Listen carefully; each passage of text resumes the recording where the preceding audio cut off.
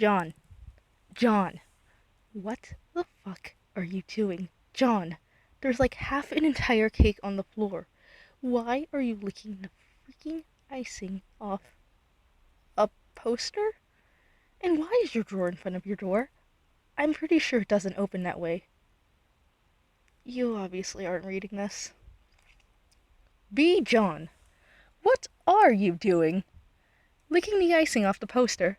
It'll fall off the wall, soul smell. Stop assaulting the wall and answer Rose. You pause what you are doing to answer Rose. You don't have much time. You shouldn't be dawdling, let alone be licking icing, or anything, for that matter, off the walls. John, answer Rose. You hustle over to the computer and answer Rose. Okay, I'm here. Good. I thought for a moment that you were too busy licking frosting off of the walls there. Rose, now is not the time. Wait, you can see me? Yeah, I'm your server player, which means I control what's around you to help you in the game. I may be able to do that, but I will be a bit clumsy at first, so can you do me a favor? Sure, what is it? I need you to barricade your door. It doesn't open that way, so you need all the advantage you can get.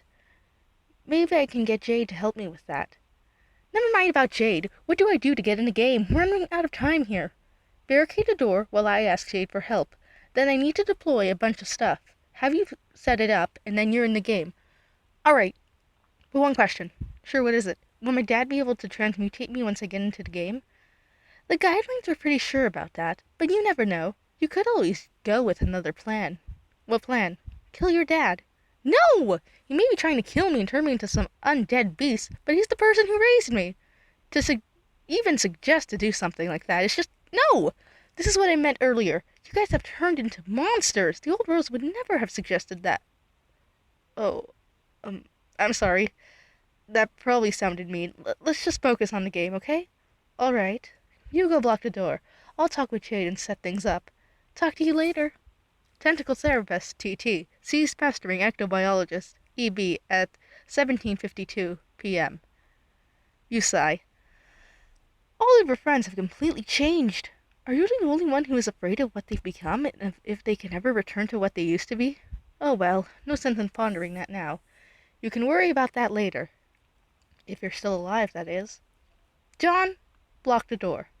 You attempt to push your bed over to the door. Your attempt proves to be fruitless. Rose will not be happy if all you have there is a dresser. Looking for something lighter, but not too flimsy, you grab your magic chest. You put Colonel Sassacre's book inside and haul it over to the door. This thing is even heavier than it looks. You place it on top of the dresser. There, that should hold. For now. John, be Rose. You are now Rose, and you are messaging Jade. Tentacle Therapist, TT, began pestering Guardian Gnostic, Gigi, at 17:53 p.m. Hey Jade, you there? I am, now that you pestered me. What's so important? I need your help with getting John into the game. Depends. How can I help? You are his server player, after all. The door to John's room opens in a way we don't want it to. Can you use your powers, whatever you've got, to reverse it? Why should I? Because his dad is more likely to find him and kill him if his door opens in the way it does. Fine, but just this once. Thanks.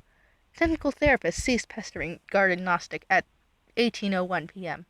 Rose, be John. You are now John. You watch in awe as your door and its frame light up a vivid green, eerily similar to Jade's text on Pester Chum. There is a flash of bright light, which you are not used to, so you close your eyes. And then you open them. Whoa. Your door frame has been set the opposite way, meaning your dad can't get into the room easily now. For once, Jade has done something for you. Perhaps part of her old self is still somewhere within her, locked up. You think this game can be the key to not only your escape, but your friends' way out of their horribly mutated bodies. You can help. John, check computer. You decide to check your computer and find that the beta is almost unloading. In the meantime, since nobody is pestering you, decide to open the red package. It is from Dave. It makes you a bit worried, but nonetheless, you decide to open it. John, open package. You worriedly open the package, only to gasp in surprise at its contents. It is the bunny from your favorite movie, Con Air. You would normally be cheered up by this unexpected gift, but not today. Dave has done something to the bunny. It has been Its warm, though manufactured eyes have been replaced with glossy blue peepers that stare into your soul. The bunny's mouth has been resewn with red thread into a sickening smile, one gold tooth amongst white ones glittering at you. Two red circles are painted on its cheeks, a bed of residue trailing a dried path down its face. It is the same color as the red splatters occasionally showing up on this thing. You know better than to think it is paint. The bunny has an extra pair of orange blue-sleeved arms extending from it. They are sewn on with the same crimson thread and are gloved.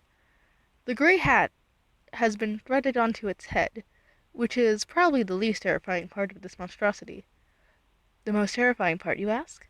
Preserved crow wings had been stitched to the bunny's back. You at first thought they were fake, but when you touched one and felt it, you knew it was very, very real. You looked at the box, as if asking for an explanation, when you see the note at the bottom of the box. John, pick up and read note.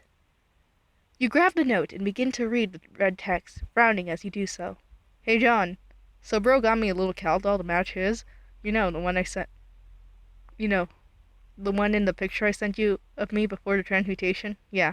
So I had my hands on this bunny that Nick Cage himself had touched with his grubby fingers, and I figured it would be cool if I sent you Bunny and Cal, but there wasn't enough space in the box, so I just sewed them together, plus the super fucking cool crow rings. Caw. This little shit's name is Liv Cal Tyler. Get it? Or Lick, because everyone knows how much you love Liv Tyler.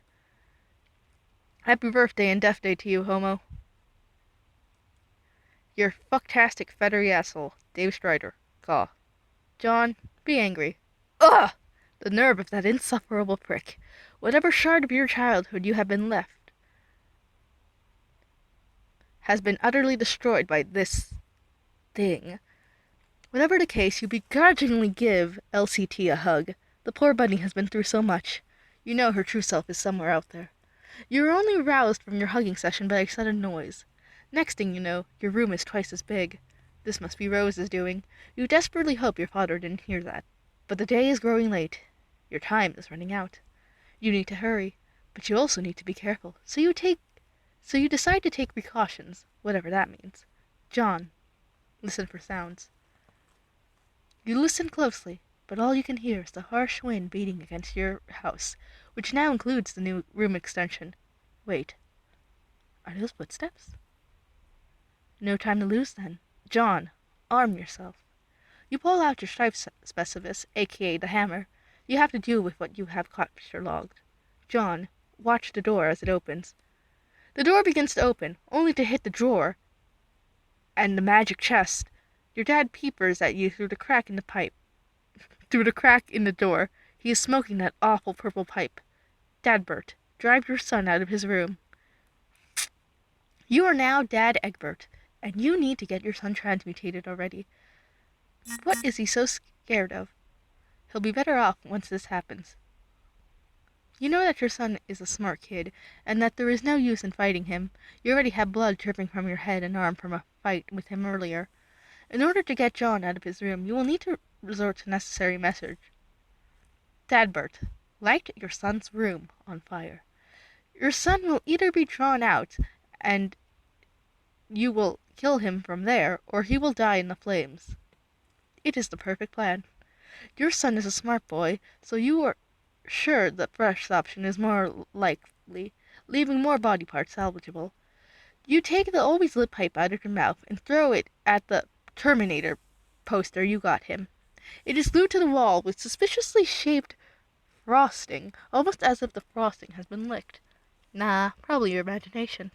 The poster lights up, and the wall does too. You chuckle to yourself and walk away. Be John. You are now John Egbert.